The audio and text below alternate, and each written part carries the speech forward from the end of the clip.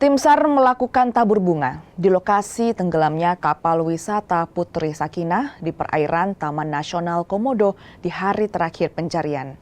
Dari 4 korban warga negara Spanyol, 3 diantaranya telah ditemukan.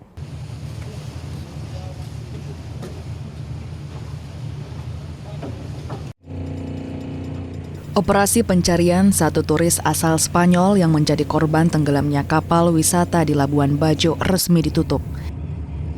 Di hari terakhir pencarian, tim melakukan tabur bunga di lokasi tenggelamnya kapal di perairan Taman Nasional Komodo, sekaligus mendoakan 4 korban warga negara Spanyol.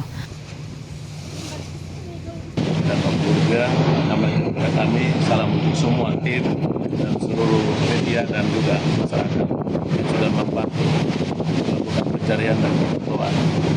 Dan sebagai penghormatan terakhir, Bapak Guru minta kepada kami semua untuk memberikan penamburan bunga sebagai penghormatan kepada jenazah yang dulu sempat ditemukan agar supaya mereka juga diterima di sisi.